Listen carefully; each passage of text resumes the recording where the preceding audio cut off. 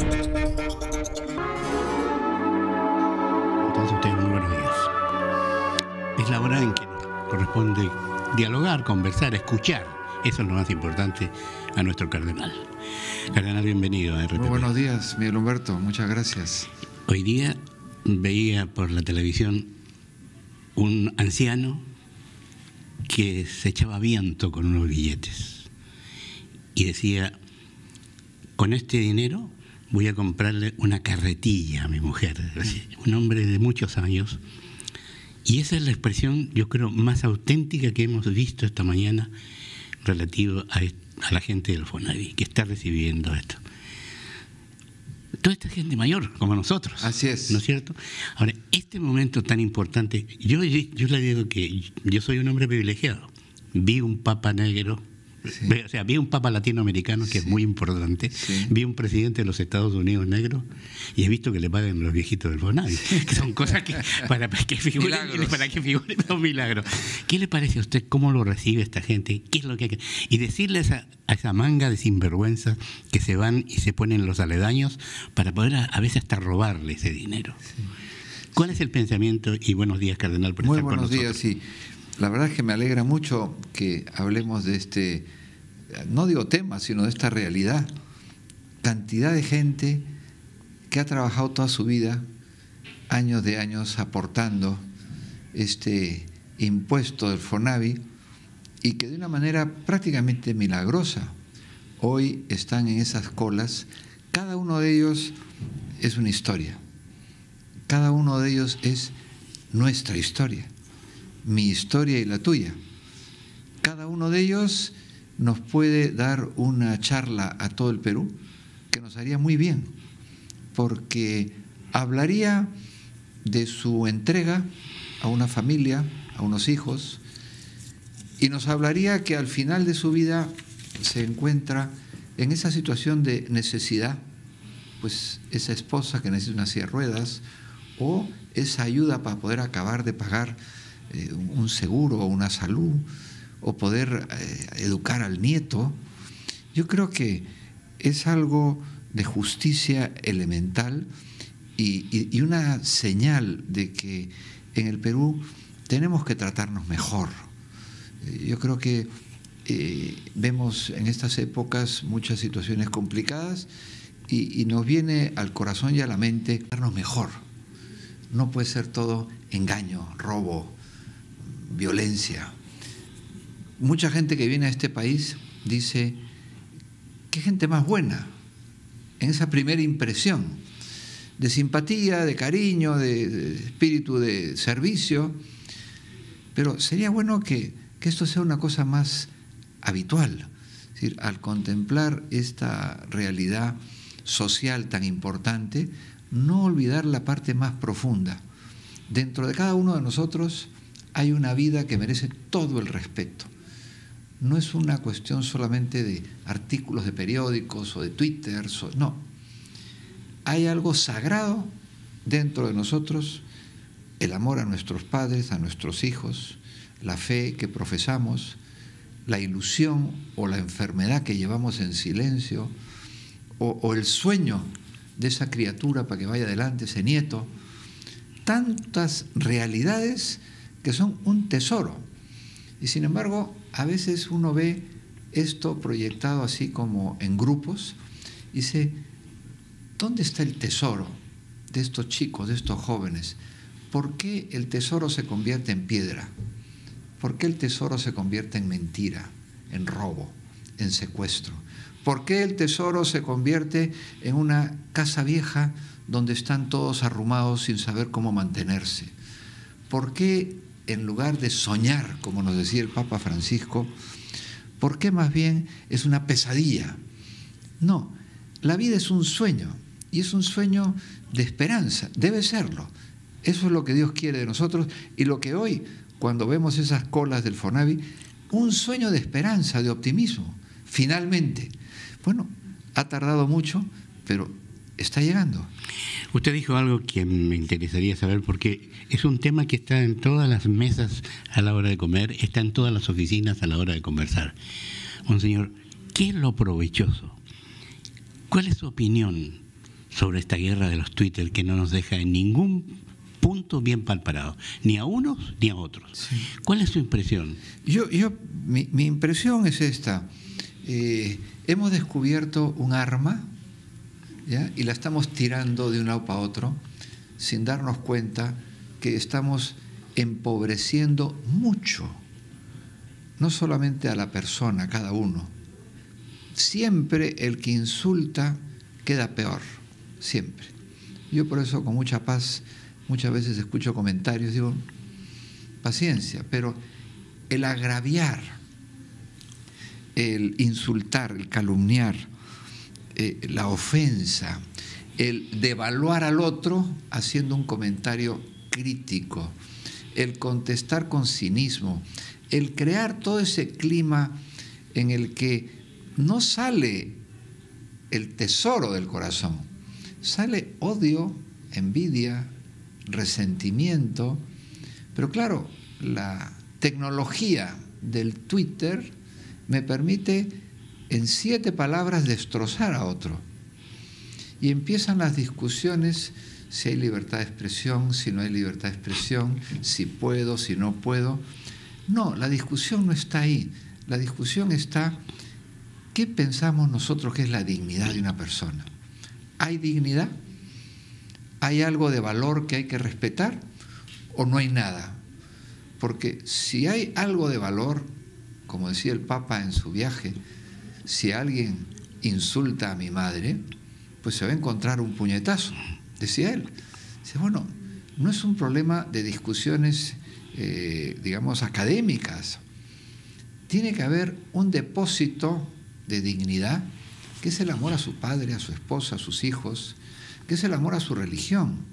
Entonces, ese tesoro que todos tenemos, que de alguna manera es nuestra dignidad, tiene que tener un tratamiento no necesariamente de leyes, pero cuando se violenta la dignidad de la persona humana, se violenta, por ejemplo, si yo voy con una pistola y le pego un tiro a otro. Bueno, la he violentado en su máxima expresión, le he quitado la vida. Pero también, si cuando yo desde un escritorio programo un plan para desacreditar a una persona, para hacerle un seguimiento o para crear un clima contrario, estoy desde el escritorio pegando un tiro a la dignidad de otro. Yo creo que debemos dejar de lado este tipo de gestos. ¿Quién pone el punto final? Mira, la grandeza de ánimo reclama que todos entremos a tallar. Yo, como iglesia, los políticos, los periodistas, los padres de familia, tiene que haber un cierto consenso de la sociedad, decir, señores, en nombre de nuestra dignidad, cada uno. Lógicamente, si en ese diálogo hay gente que no considera que es digna su mamá, bueno, esa persona es muy rara. O una persona que cree que no es digna su fe o su hijo. Entonces, claro, tenemos que poner un nivel en el cual hay que discrepar sobre ideas políticas, económicas, deportivas, culturales, pero estar ya entrando a la dignidad, a la honra, a la fe, a lo más sagrado que es tu hijo, tu padre, tu nieto, tu abuelo, y de una manera un poquito ligera. Yo creo que hace falta en ese diálogo abierto, libre y plural, no bajar al agravio personal. Es que esto es lo que... Pero eso es lo que está dominando. Esto es lo que está dominando en el mundo entero, que es la descalificación, y como uno más o menos cuida su imagen, empiezan entonces los caminos ocultos. Voy a escuchar su teléfono, voy a interferir su celular, voy a ver sus cuentas bancarias, o sea, voy a empezar a investigarlo. El ladrón cree que todos son de su condición. Entonces se va generando yo diría, un lumpen que va merodeando las honras, las dignidades, la fe, la familia, los hijos, los esposos, los abuelos. Vas merodeando en aguas turbias a ver qué encuentro. Yo creo que una sociedad que llega ahí está muy enferma. Este es mi diagnóstico. Algo muy enfermo está ocurriendo al interior del espíritu. Ya no es una cuestión política o de medios de comunicación, es algo humano que se está deteriorando mucho. Yo creo que estas cosas, reflexionando como hacemos ahora, ponemos una luz en el diálogo. Ojalá que el diálogo sea alturado y no sea descalificar al que da una opinión. El Papa lo ha dicho muy claro, hay un gran derecho humano, la libertad de expresión. Y hay otro gran derecho humano, la libertad religiosa. Y dijo algo que me gustaría que después de las noticias usted le dijo, que la corrupción quita dinero a los pobres. A ver, lo tocamos porque eso es un tema muy importante entre nosotros ahora. Volvemos nosotros.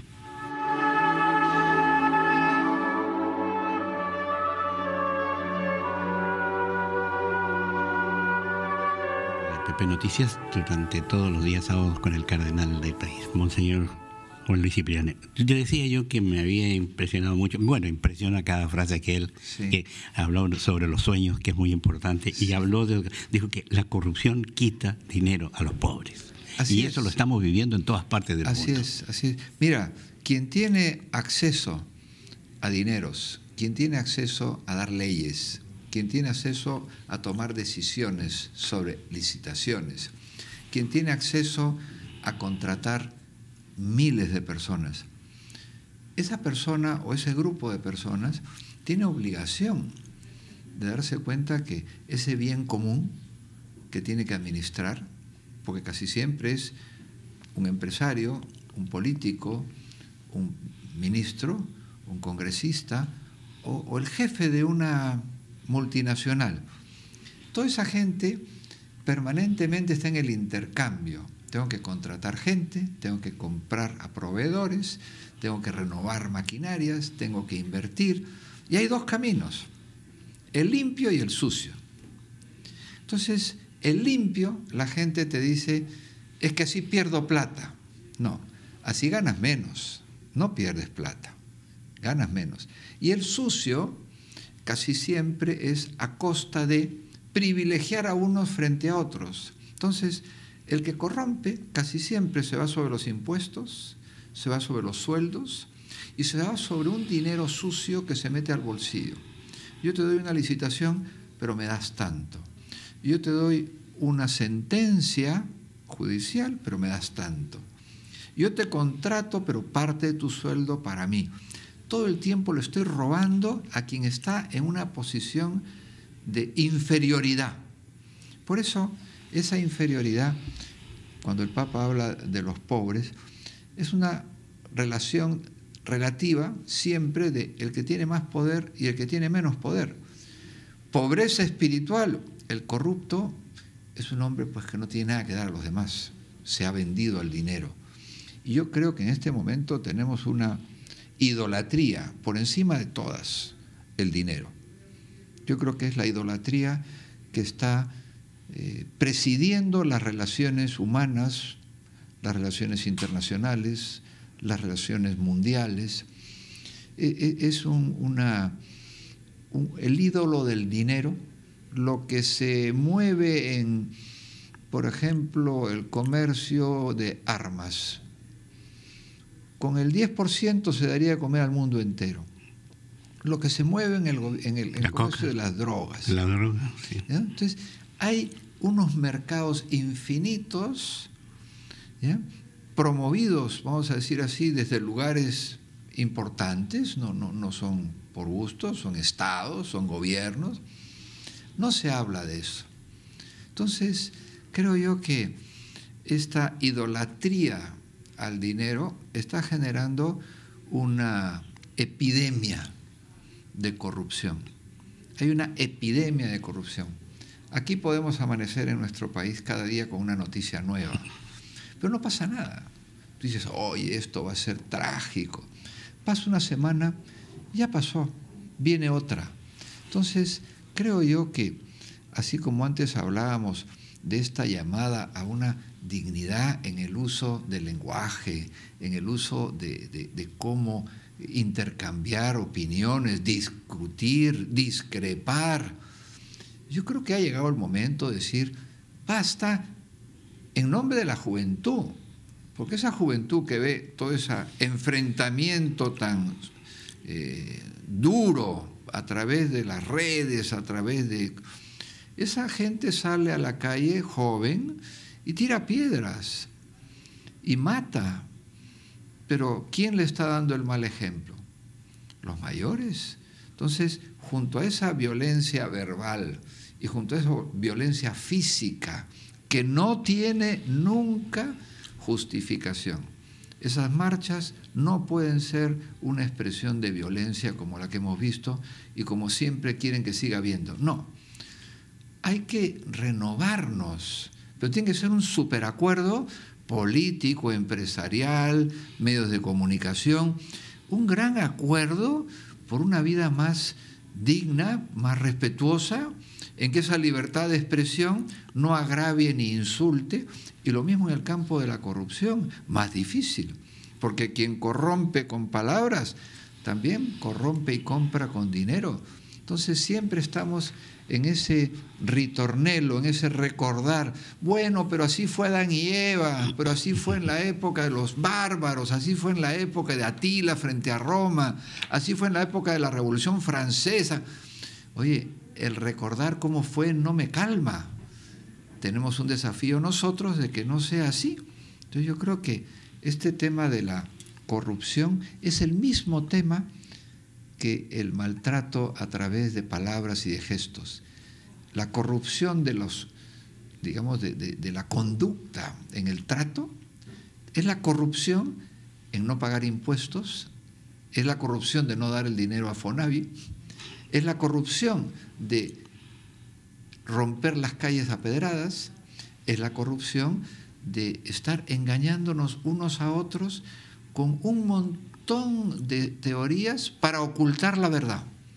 Es carísimo la corrupción. Por eso el Papa dice, señores, debajo de la corrupción están millones de personas que no tienen salud, que no tienen agua, que no tienen casa, que no tienen trabajo.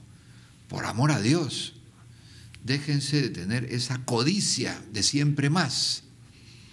Pero lo vemos a todos los niveles, ¿eh? Sí. Creo que es muy importante que a esta hora tocáramos un tema que ha sido importantísimo para mí durante la semana, alejándonos un poco del Perú.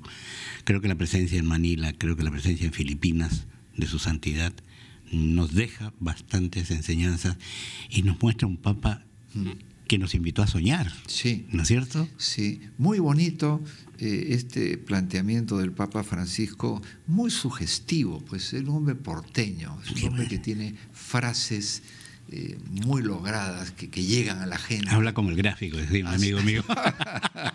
Es verdad, sí, es sí. verdad, tiene esas salidas de porteño, pues, ¿no? Sí. Debe ser del Boca o del River. No, San Lorenzo. Es San Lorenzo, es verdad. Eso por la tradición del barrio. Yo creo que lo que el Papa nos dice es, dejemos que la juventud sueñe. Todo joven sueña con una familia, con un futuro, con unos hijos, con un trabajo. Decía él, una persona que no sueña está enferma. Entonces, a la edad que uno tiene, yo a la edad que tengo, sueño con ver un país más reconciliado, con ver un país... ¿Usted cree realmente que nos vamos a reconciliar cuando a cada paso encontramos a alguien que nos pone una cortapisa? Hace falta, Miguel Humberto, las agallas de gente que se atreva a ponerse juntos y decir, vamos a manifestar con realismo lo que pensamos. No solamente un mix por un proyecto político que puede ser muy interesante, pero se ve que no es sincero. Yo creo que si hubiese una verdadera unidad por el diálogo y por una mayor, digamos, justicia social, ¿ya? Por una mayor solidaridad, por un por una mayor, como diría yo, respeto a la honra, a las diferencias. Pero dejar de lado el cinismo, dejar de lado, que es una manera de ser, pero no es buena, el sarcasmo. Dejar de lado la envidia, que es la tristeza cuando al otro le va bien. Dejar de lado la intriga por lo bajo, tan metida en el ambiente. Yo sí creo que no estoy soñando en el sentido más teórico, sino que nuestros padres y nuestros abuelos soñaron. Tuvieron un despertar a veces fuerte, con revoluciones, con muertos. Yo recuerdo a mi padre joven en todos sus sueños demócratas cristianos. Le sembraron una bala que hizo mucho daño a toda mi familia, 11 hijos. Y mi padre a los 46 años, un balazo, que le condicionó físicamente y murió a los 71. Bueno, fue un sueño, pero fue él y su generación un entusiasmo por participar, por tratar de mejorar la salud. Se pasaba todos los días la mañana entera en el hospital del niño, por un sueldo que nada. Pero ahí estaba, y cómo me llevaba para que lo vea, cómo se ilusionaba con esos niños que venían moqueando y con un dolor en el ojo, y hablaba con el niño, le decía a la mamá, cuida a tu hijo, pues no te descuides. Ahí estaba desde las 7 de la mañana, operaba temprano y luego sus consultas. Bueno, esa gente, que son muchos, no amaban el dinero.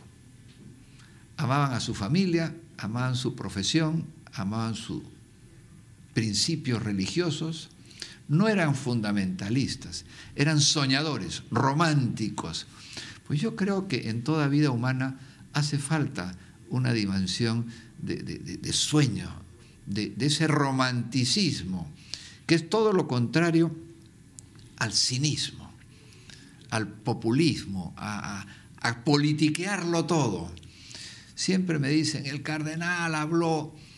Yo hablo en nombre de este país al que quiero, en nombre de esta fe que profeso, y con enorme respeto a los que discrepan, pero que no te boten de la mesa. Cardenal, estamos sobre la hora.